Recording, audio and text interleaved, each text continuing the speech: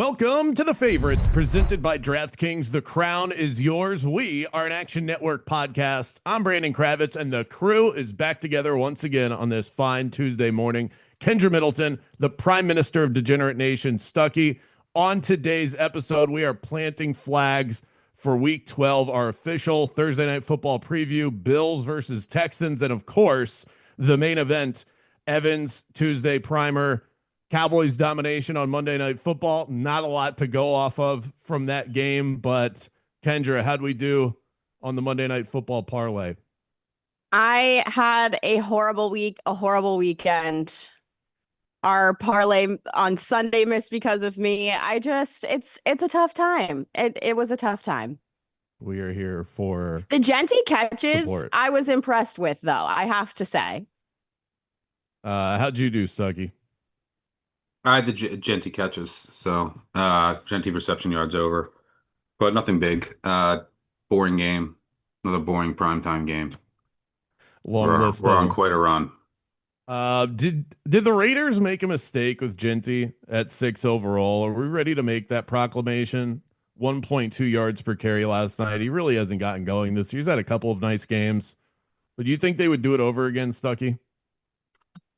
It's the Raiders, so probably. I would never take a back at 6. That's just me. But you can't put it all on Genty. The offensive line has been a disaster. They lost Colton Miller, they lost Powers Johnson, like their two best offensive linemen. And even when they had everyone healthy, it was a disaster. The offensive play calling is bad. Not sure what Chip Kelly is doing. So I wouldn't put it all on Genty, but not just to go based off last night. I just would never take it back in the top 10. They have so many other glaring needs, and it's so much easier to address running back than those other needs that they have. So, yeah, I wouldn't have done it from the jump, and I would imagine that they would, if they could go back, they wouldn't. But who knows with that organization?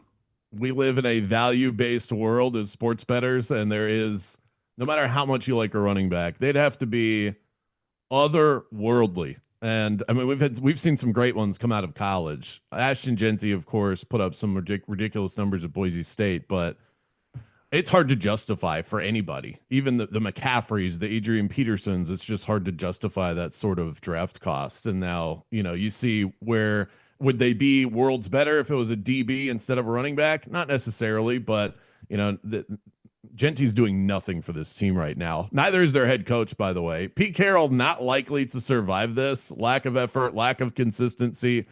Defense has always been the calling card of his teams, and these guys are getting caught out of position routinely. Kendra, if you were running the show in Las Vegas, would you pull the plug on the old man?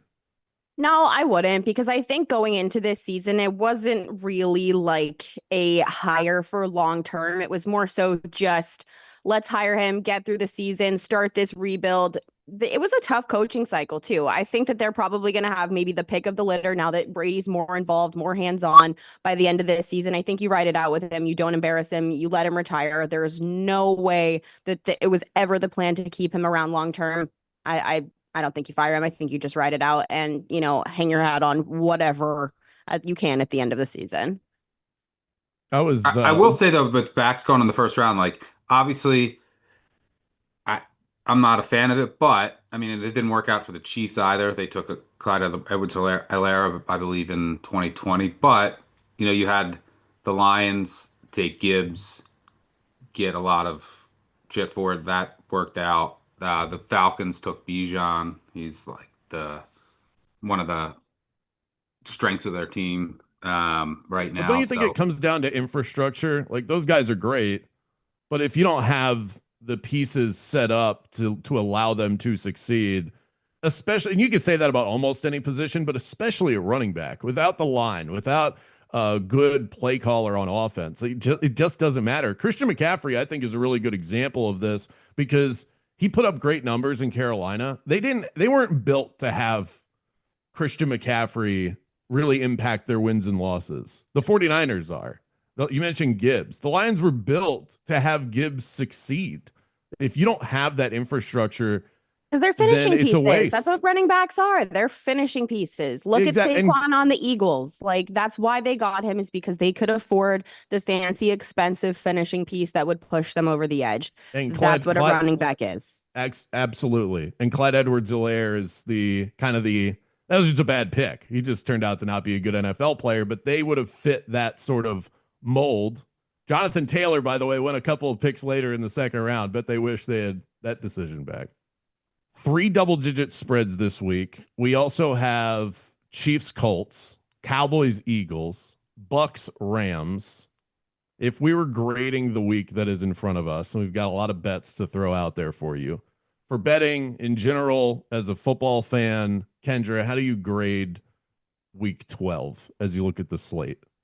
I think it sounds really enticing because I think we're going to learn a lot of like who these teams who we've questioned throughout the year are kind of this week. Like the trade deadline's come and gone. People who have been traded have, kind of started to assimilate into their team. Some coaches have been fired. You've got at least a game under your belt for some of those teams. And also some of these guys have to start looking ahead at a short week next week. So is our teams going to look ahead? Are they going to show up? Are they going to game plan properly? Or is it too much going on and you're not going to find your water? I think we're going to learn who both the Bills and the Texans are this week. I think we're going to probably learn a lot about the Bears and the Steelers. You could talk about the Colts and the Chiefs, Vikings, Packers. Those are the games that I'm looking at where I'm like, okay, who are you guys? Same with the Panthers and the 49ers too. You could say the same about the Bucks and the Rams. Are you built for right now or are you built for the long term? That's that. Yeah. We're going to learn a lot about a lot of teams this week. Then we usually right around Thanksgiving is when the contenders and the pretenders start to separate. And we've got a couple of them that are going head to head. We have a couple of contenders that are going up against teams that are absolute bottom dwellers. That's where the double digit spreads come from. Stuckey, as you look at the card, is it easy or difficult to come up with some plays that whether you're already on them or you're going to wait until later in the week, does this look like an easy or difficult week to gauge as far as bets that you're going to like? Normal week. I mean, there's some bets that I like that I placed. As far as what the week overall, it's not the greatest looking card. I mean, the funny thing is, all the NFL has all these rules to protect quarterbacks and to prevent injuries, and every year we just get a ton of injuries at quarterback. I mean, this week we have what? Maybe Stroud misses his third straight game. We have Rodgers who could potentially miss. We have Burrow who's still out. We have Wentz for the Vikings. Maybe they go back to him. He's out for the year. There's no way Kyler is going to come back. Dart, is he out? Yeah, that might have been a soft bench, but Kyler's done. He's on IR. You have Gabriel for the Browns, concussion. So like across the board, there's the quarterbacks. Jets going with a quarterback change. So we have some Oh, a poor lot of Justin backup quarterbacks in Fields. there. I don't often feel like sorry for professional athletes because they're like young millionaires and he's living in New York City as a young millionaire or whatever, but I feel so bad for him. His career has like hurt my feelings for him. He has not done himself any favors with his play, but yes, to He's such a lessen, good, nice guy. but to lessen the emotional load, I think he has another 20 million guaranteed to him, or at least 20 Good for million him. guaranteed from Good for signing him. His the agent's a original. baller. So he can buy expensive tissues to wipe his tears. Michael Penix is another one. He's down for the season, at least that he's most likely down for the season is the official report. But that means Kirk Cousins gets another crack at being the starting quarterback. Did we see enough from Cousins in the loss to Carolina to buy some Falcons stock? They take on the Saints this week. Stuckey, how do you see it? Enough from no, I mean Cousins, he's completely done. We've seen him twice. We saw him get blown out at home by the Dolphins, one of the worst defenses in the NFL. We saw him last week. Didn't go well. And that whole game changed when Penix got hurt. And I mean, he finished 6 of 14 for 48 yards. Like, that's not going to get it done. Indoors, now you don't have London. And I mean, I played some Saints. I played some Saints early. I still would play the Saints now. It's also just a horrendous. So the Falcons, they still have some injuries on defense. We'll see the status of those, but their offensive line isn't fully healthy. Now there's no Drake London, who's essentially the focal point of their entire passing attack. You don't have Penix, who hasn't been great, but it's way better than Cousins, who's I think is completely toast. And now What do you think this, the spread drop off is from, if you're talking about individual player values? That's one that's been tough for me to gauge, just given where judging Kirk Cousins coming in mop up duty versus him actually getting a full week of reps and knowing that this is basically the last chance in his career to have an opportunity like this. I do think we see a better version of him, I mean, more we saw that similar against to the what we saw last Dolphins. year. That we saw that against the Dolphins, and they scored 7 points at home. Then they lose 35-7 at home when Cousins started. Um, True. like so, we've seen him start a game. We saw him last year just give games away. Uh, it's and now, granted, like Penix hasn't been he's been very inconsistent the entire year. I mean, I can tell you what I have him worth at the spread. Hold on. He's just more athletic though. That's what he brings to the table that Kirk doesn't. If you actually watch and consume football, I think that you knew his career was over once he left Minnesota. Like there was just never going to be an offense, a team, or anything like that that was going to fit him better or be able to make him more successful. And after an Achilles injury, like you just can't make plays like you used to, let alone the fact that for a quarterback, you're old. Like his career was over when he left Minnesota. Some arm strength too, as I mean, that's a big drop off when you talk about the ability to drive it down the field. What did Yeah, you the find, Falcons right Stuckey? now, but they're so poorly coached too. I don't think Morris is gonna survive this. But the spot for like, and I thought Shuck showed some good things in Carolina. So I actually think that ultimately he's an upgrade over Rattler. I, Yeah, he might be that okay. He might be good.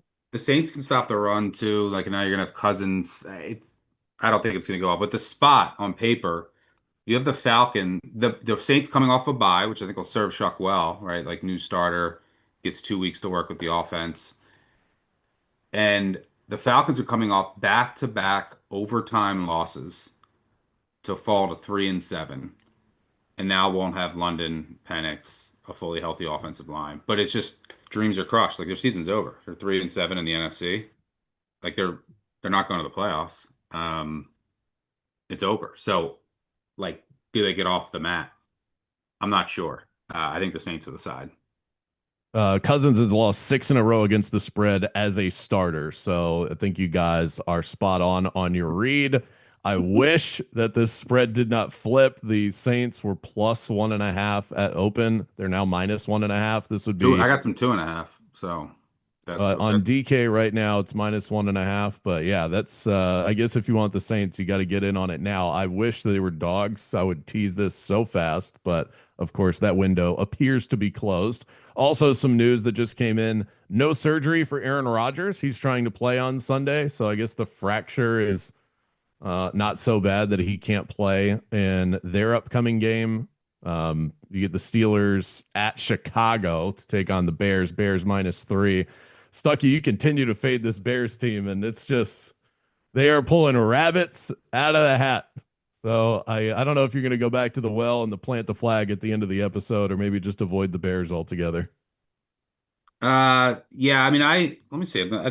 I've Bears. Yeah, I mean, I've only faded them, let's see, twice this year. Played them twice.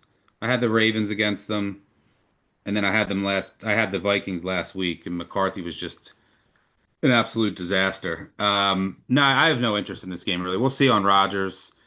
I mean, the Bears' turnover luck is not going to continue forever. I mean, they're at a historic clip. Last week they get two more interceptions. They were the right side, but they got 2 more interceptions. There was a fumble that they went over their heads near the goal line that could have flipped the game that they recovered. And I mean, they lead the NFL in turnover EPA on defense. They lead the NFL in turnover margin. They lead the NFL in interceptions. The defense can't do anything except get turnovers, which are very fluky. And there's probably going to be looming regression there. But it's not like the Steelers have been great. Their defense isn't great. The Bears should be able to run on them. The one thing that the Bears are doing really well is their run game is cooking. Caleb Williams is making some explosive passing plays. It's not an overly efficient passing attack. I do think he bails from the pocket a bit too early at times, but their offense is playing well. It's just their defense has been so bad. Is the Steelers offense the unit that's going to fully take advantage? I don't know. Like how healthy is Rodgers if he plays? there's a This lot is of probably the uncertainty toughest there. game for me this week.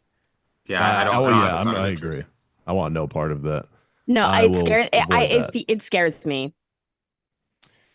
Yeah, there's just I don't as of right now change throughout the week, but I don't see an angle here for this one. Now, one thing I am troubled by, a trend that I'm seeing in college and in the NFL, is players spitting on other players.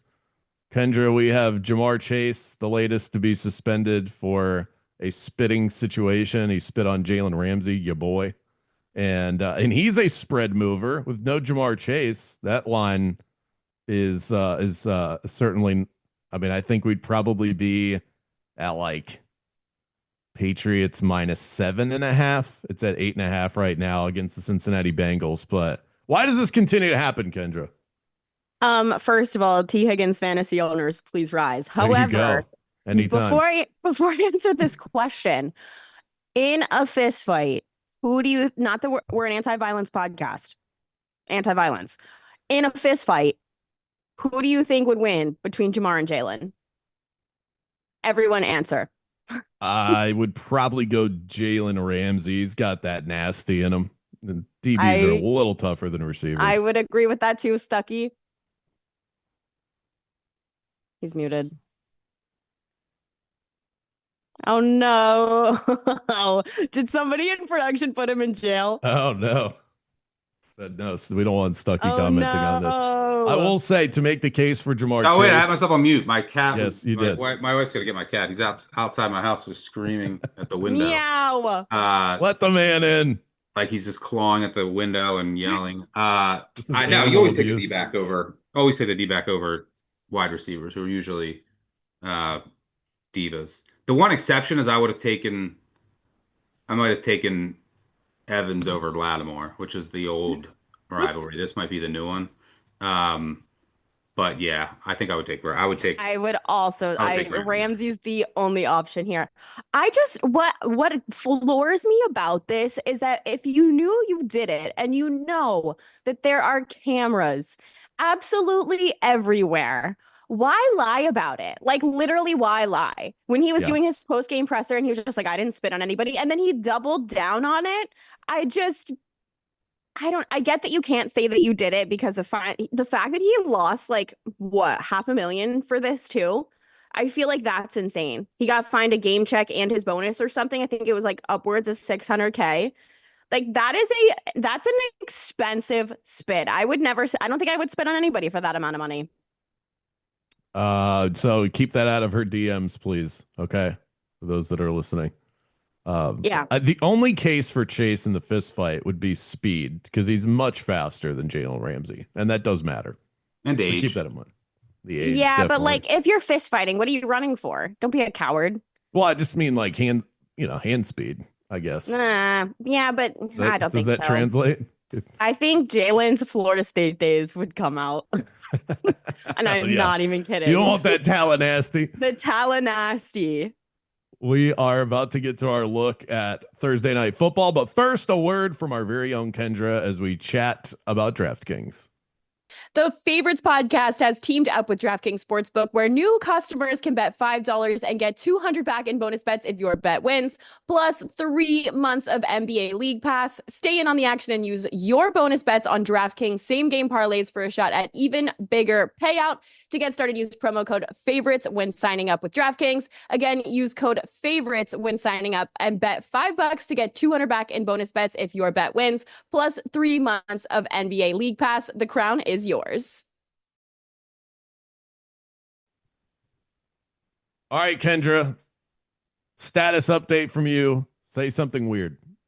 Okay, so I was talking to David before the show. I got a coffee, as I do before every show that we do, and I was pouring my milk into my coffee. And I was triggered to my dream last night where I turned into a cow, but I was still like, I had Kendra's brain, but I could only see and was existing in a cow's body. And it was a crazy dream. And it got me thinking about how if I were like an animal in a past life, or like an animal I identify with, what would it be? And it would absolutely be a squirrel, because I know that I was a squirrel in a last life. Because think about it, I'm so ADHD. I can eat so much food for my size, could totally carry that in my cheeks. I could hibernate. I could sleep for an entire winter. No question.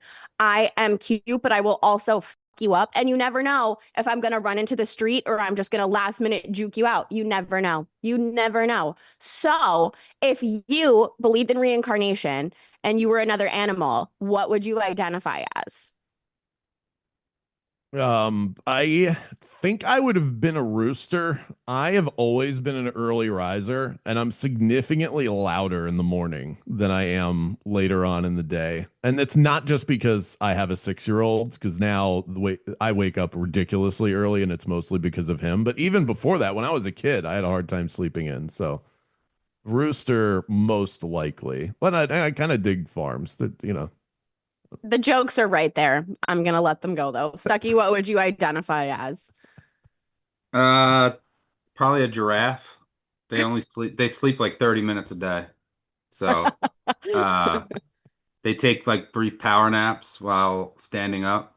Um, and and they'll I always think they stick end up their sleeping neck like out for you. I think they end up sleeping like 3 to 4 hours a day. They just like take 30-minute naps here and there standing up. And that's basically me during football and basketball. So, yeah, I'd come back as a giraffe. And That's kind of baller. And nobody hates giraffes. Like, do they have a predator? lions, I would imagine. I don't Um, think do lions hunt giraffes? yeah, lions, hyenas, they can get them because it's hard for them to like if you can just take down their legs, right? It's hard for them to kind of Oh shit, they get eaten by a lot of shit. Lions, hyenas, leopards, wild dogs, crocodiles. That's crazy. Leave yeah. Once they get free my older, they're boys. once Yeah, they the get older and they Serengeti's lose like their wild. kick, they're done. They'll just get taken down. But they're Like massive. That's crazy. They also give yeah, when birth they get standing older up, which is or the crazy. babies, that's who they probably get. You also can get like crocs that can like jump out of the water and get them. I've seen That's videos of that. crazy. When I was in Costa Rica, I learned that sloths, when they give birth, sometimes the sloths just like fall and hang in the trees by their umbilical cord for a while. I've seen that before. But by the way, giraffes when they're like in their prime age, one of one of the ways that uh one of the ways that they protect themselves from predators is they can run up to like 40 miles an hour or something.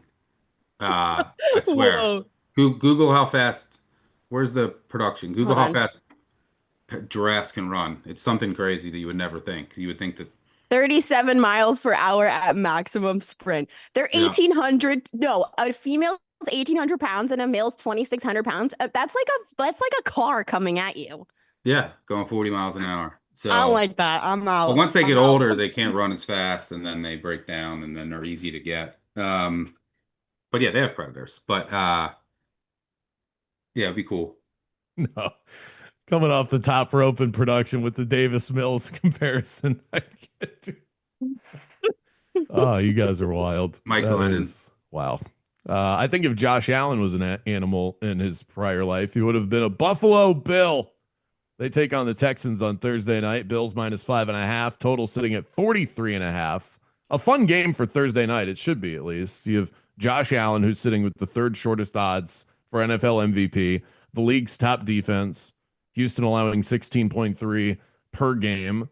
And they are an under team, of course, because of it. Their average combined score in their games 38.3. So maybe just look there. But early look, how do we see this one playing out? I think I would lean Bills early, but I'm not in love with it. I would like to bet the Texans, but there's just to steal a phrase from one Stuckey, the degenerate himself. A lot of injuries to worry about, right? Yeah. I assume that Stroud is going to be out. Has that been confirmed? It is No, just I'm waiting on likely at that to this get to point. this. Yeah. Yeah. I mean, like it's going to be hard on a short week. He didn't practice last week. But it is funny that Stroud and Mills have the same amount of wins this year, but obviously Mills has benefited from the crazy comeback against the Jags and playing the Titans. They've barely won both of those Just twist the games. knife. It's fine. I'm fine. So Nico uh, Collins is on the injury report. They've got a couple of defensive guys. Everybody Will is on Anderson their is yeah, I injury don't think report. Stroud's going to play. And yeah, with Mills now against the Bills defense, it's the Texans still can't figure out their goal line offense. Oh my God, I want to pull my hair out whenever I watch them near the goal line. So this short week, these Thursday night games, I look for reasons not to bet the team. I mean, I would have liked to have Stroud in there, healthy, catching over a field goal against the Bills. The Texans defense, I think, can give Allen issues. They gave him issues. He probably had one of his worst games down in Houston 2 years ago. I forgot the last time Buffalo played in Houston. Um, but I don't know, yeah, because if Will Anderson is actually hurt, they don't have like their defensive ends are kaput. Like that's it. I got Yeah, nothing. I think it's Bills or pass. What about you, Kendra? I also think it's Bills or pass. If CJ plays, I'm definitely going to get to the window on the Bills. I'm just hoping for those couple extra points. I don't love it or hate it at the 5.5. Their injury report is just disgusting. And I get the big argument about the Bills right now is like who's scoring for them because it's nobody. But like they have to be on a warpath, kind of seem like they are. It has to be Bills or nothing for me here just because the Texans are just beyond like there's who is healthy for them. Yeah, they have a lot of injuries on their defense worth watching, which is concerning.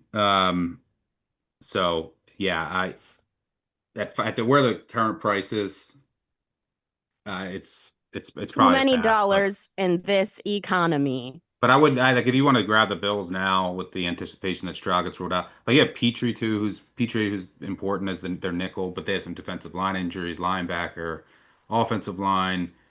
Uh, obviously Nico Collins popping up. I just don't think Stroud's going to go. So when that gets announced, you might see another uptick on the Bills. So if you wanted to grab it before a semi key of six, I wouldn't blame anyone. But this is not the game for me. It's that time of the year. We have the best deal on Action Pro as a part of our Black Friday pre-sale. It's live now. Sign up for $40 off an annual subscription, which is our biggest sale of the year. Action Pro users get real-time alerts as soon as experts like Sean Kerner, Nick Giffen, Stuckey, Chris Raybon track picks within the app. Without Action Pro, you'll need to wait 30 minutes to get alerts and risk not getting the best of the number, which is an absolute nightmare. You'll also get real-time money percentages to see where the smart money is flowing and access to our NFL player prop projections powered by Sean Kerner. The best deal of the year runs through Sunday. Just go to actionnetwork.com/pro to sign up now for $40 off of your annual subscription.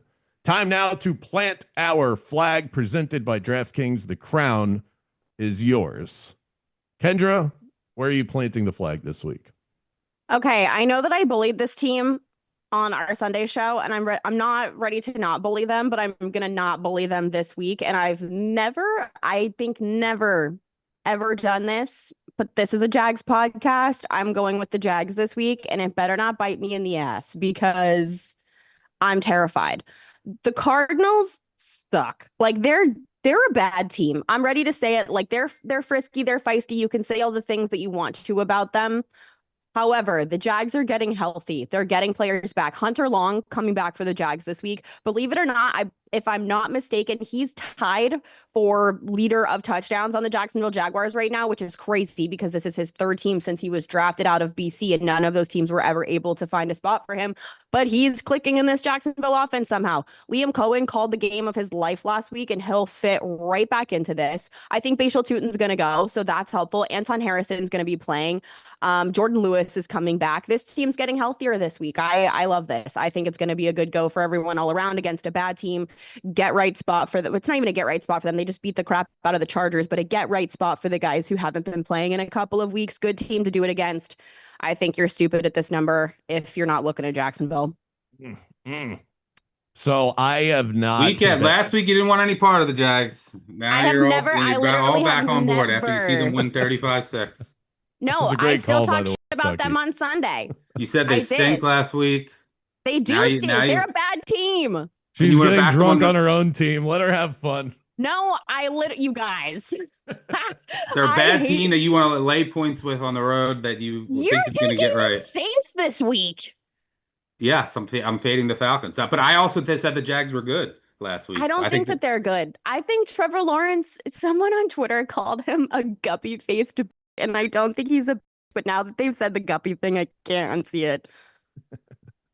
Back in Here's on the my Jags. Maybe our Jags are in trouble now. Kendra's back in on them. my I had a bad week. I issue. had the worst week of my life last week. I didn't hit a single bet, which I was due for a bad week. It was my first losing week of the entire season. Kravitz, if you were here Sunday, I was going to give you an apology for having the craziest takes ever that somehow worked out. So Oh man, I'm sorry that I missed that. It's that would have been fun.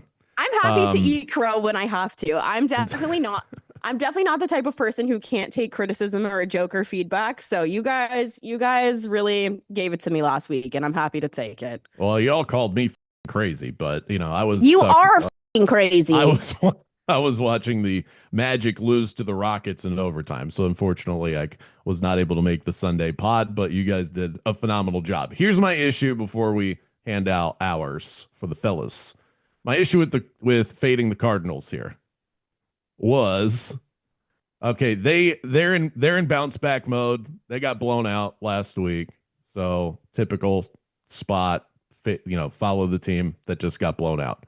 The reverse happened to the Jacksonville Jaguars. They just had the best game imaginable against a good team. Now they travel out west to take on a Cardinals team whose stock is horrendously low. And you're not even we're not even probably going to get the 3 on this. This is Cardinals teaser gold up to 8.5. Is Marvin Harrison even going to play? This. Who? Is Marvin Harrison even going to play? Do they need him? Michael Wilson went wild last week. Jacoby Brissett is engineering this offense tremendously. Yeah, 42 of 52 for 450. Did he go?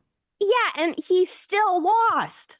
No, it's they had 4 turnovers. They got up a kick return touchdown. I think they outgained the 49ers. Zay Jones, IR, 250 yards. Their offense wasn't the issue last week. They had 500 yards of offense. They held the 49ers. They got a bunch of turnovers, short fields. The Cardinals fumbled going into the end zone. They gave up a kick return for a touchdown.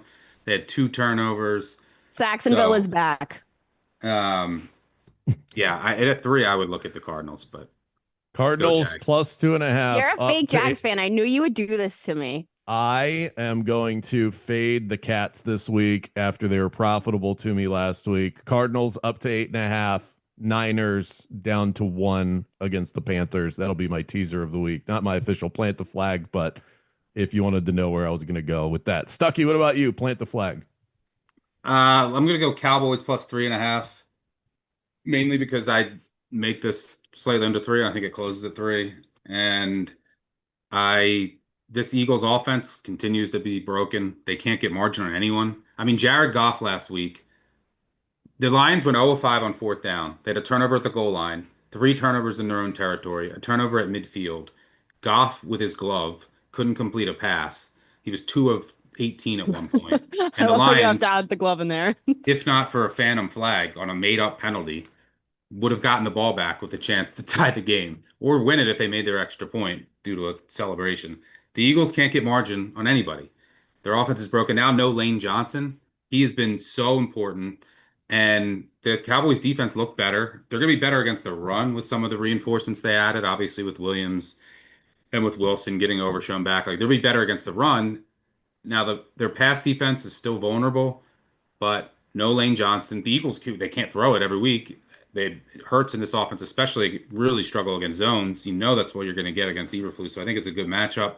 You're going to get this. The Eagles defense is trending way up. The addition of Phillips, getting some guys back healthy. Fangio after the bye, all of those things are true, and the Eagles defense looks completely dominant. But this is the Cowboys and their electric offense at home, where they're usually trustworthy. I think they can keep this close. Most likely outcome is probably the Eagles win by a field goal and run out the clock with like a 13-minute drive at the end of the game. I like the Cowboys at anything over a field goal. Do we think Jameson Williams' celebration should have been a penalty? I mean, technically it is in the rule book. I think the goalpost is considered a prop. I think that's so lame. Yeah, it's no fun. No fun league strikes again. Cowboys plus 3.5. I like that. I might end up on that myself. You talked me into it. So no pushback on that one. I am going to go with the Kansas City Chiefs -3. They f***ed us last week. I would have been up 7+ units last week if the Chiefs had just won. That's all I needed was for them to win the game, and they couldn't do it. But can't hold grudges in this betting life. At least we should try to not hold grudges. They are not. If they don't cover this week, this is the only bet that I have Bet placed jail. so far. Absolute bet jail. Bet jail. This is a game for them to avoid bet prison. So this is a big one. My numbers spit out -4. The market says -3 right now. The market read, as far as the juice on the 3, says that this is probably going up to 3.5. Colts off the bye, Chiefs off a bad loss, 5-5. The talk around that team, the Chiefs, is doom and gloom. The Colts are the new darlings. Everybody loves them. Everybody's selling Chiefs stock right now.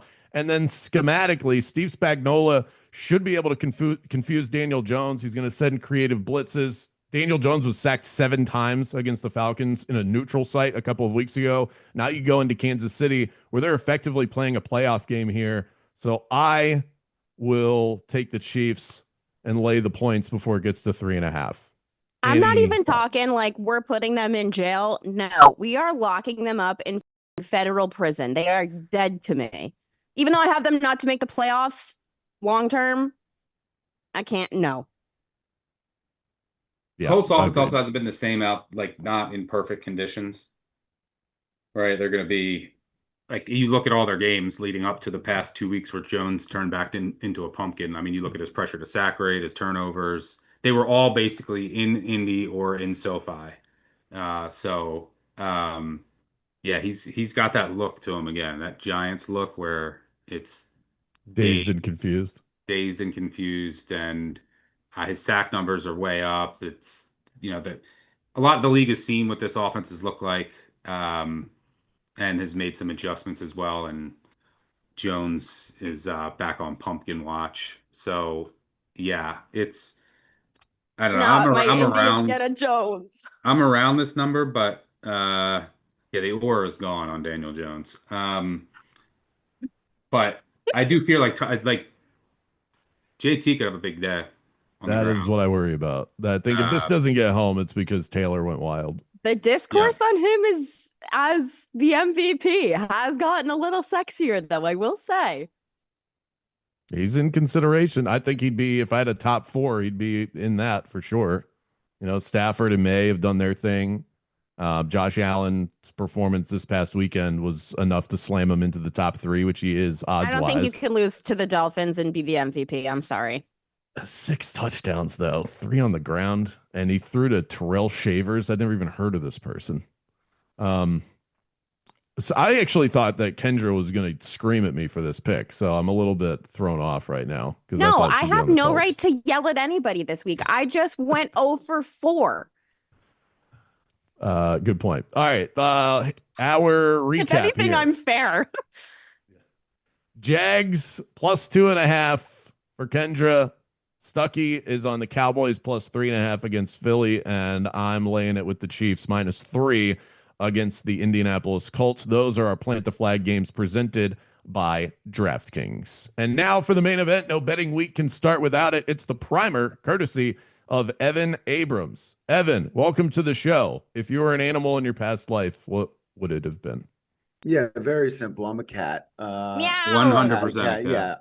Yeah, 100% a cat. I kind of just linger. I have lots of opinions. I say very little, but when I talk, people tend to listen sometimes. And that's pretty much a cat. That's cool. Wow. Yeah. Next question. All right. The one thing I will say, you guys are talking about Thursday Night Football. Do you have a cat, Evan?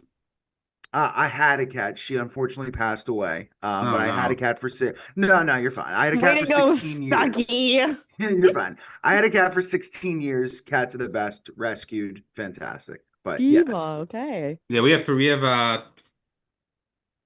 We have 2 rescues and then 1 baby from one of the rescues that wander around here with our dog. And my dog's afraid. My dog's a big 75-pound pit bull that's afraid of all of them. I'm allergic to cats, but I'd have 37 of them and be in jail for hoarding them if I wasn't.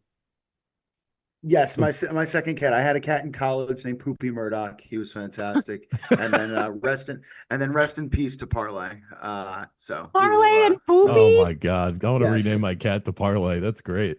Those are amazing. We have Ricky Mauler, and Hank. He's just Hank. He just looks like a Hank. He was the only black cat. He was the run of the litter. Uh, and I just said that's Hank. We have to keep him. And Nico Tesla. And I think that's it. Did I just name three? Yeah, that's right. And then our dog is Pete Rose. Uh, so those are amazing names. Ricky Meowler is fire. Step your game up out there, people. Those are some amazing names. All right, Evan, let's get to the primer. Josh Allen, one of the top MVP candidates, facing one of the top defensive units on a short week. Don't know if that's too specific there. We've got Mike Tomlin with a backup quarterback potentially. I know you've got numbers on that. And the Chiefs favored by 3 against the team that's 8-2 off of a bye. What's your favorite so far? Prime us for the Yeah, primer. I feel like you got to start with Thursday Night Football because you guys talked about it a little bit. But Bills have lost 5 straight outright in Houston. Josh Allen starter in 3 of those games, so a little relevant. When was that Scored 20 last one? Was points that at 2 years ago?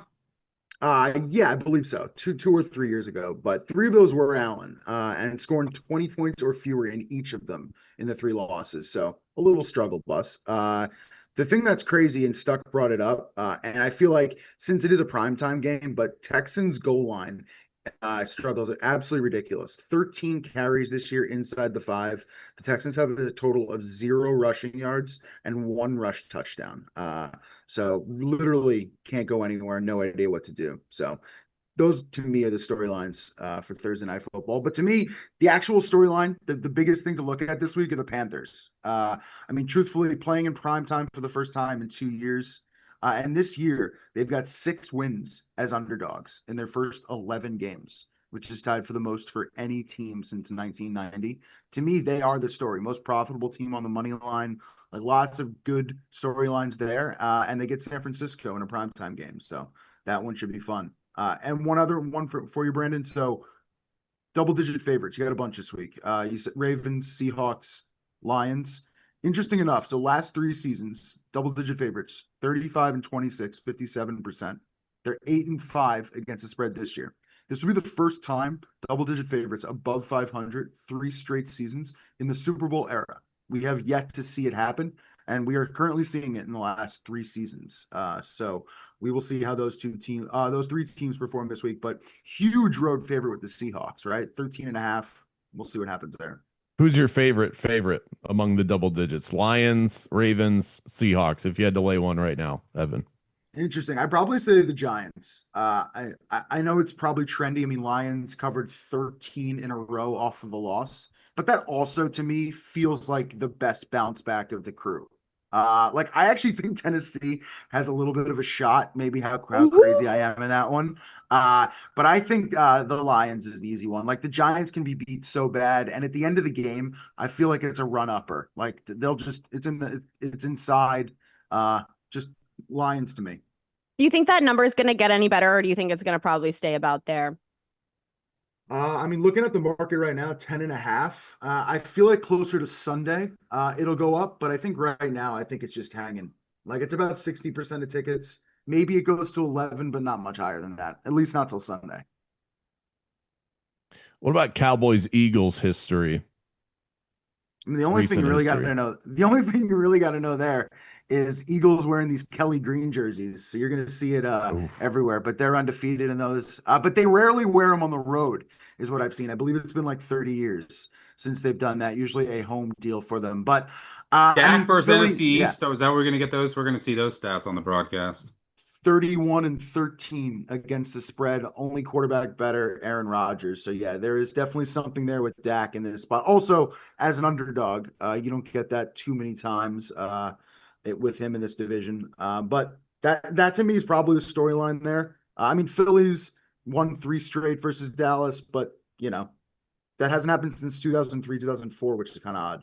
I have a question about this game. I get you can't have a look ahead spot in division, But do you think that they're looking ahead at all with Kansas City and the Lions on deck? I mean, their schedule coming up is really tough. They've got Kansas City, the Lions, the Vikings at home, and this Vikings team isn't the team that we thought they would be at this point in the season. I think the Chargers have hit a little bit of they've started to kind of pick their game up. They're getting healthier as the season's going. And then the Commanders on December 25th. It's kind of their next real, maybe easy game. Do you see this as like a look ahead at all? I know, like I said, you can't have that in division, but I mean, No, for the the Super Bowl Cowboys, champs, yeah. they need every game they can. I mean, the Cowboys essentially have to like almost win out to get to the playoffs. So yeah, that's at home, reigning Super Bowl champs, their rival. They don't care about the 5-5 Chiefs. They're not looking ahead to that game. Those silly Chiefs. it's By the way, hard to it's hard to not look ahead at the Chiefs though, even if they are 5-5.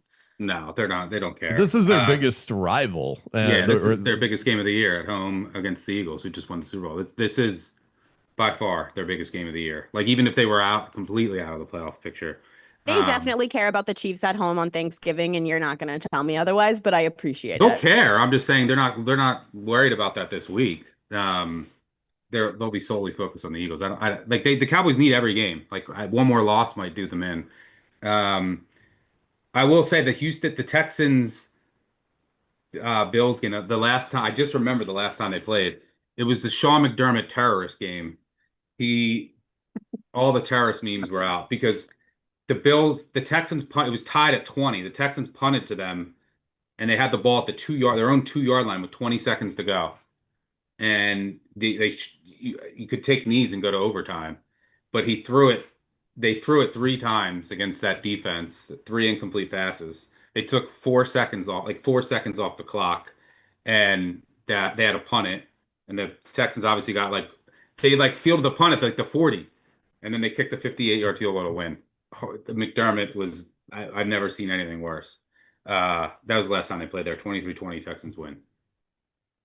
Evan, thank you. Go and read the primer today, at least before you make any bets this week. An absolute must at actionnetwork.com or on the Action Network app. And that'll do it for today's episode. Special thanks to our producers as well, David Payne and Gifford Gould. The favorites will return on Thursday right here on the Action Network YouTube page and wherever you download your podcast. Week 12 best bets, our 2 kings and a queen parlay nominated. We were so close last week. We'll see you next time here on the favorites. It's okay. We forgive you. It happens. The favorites has been presented by DraftKings. We're out.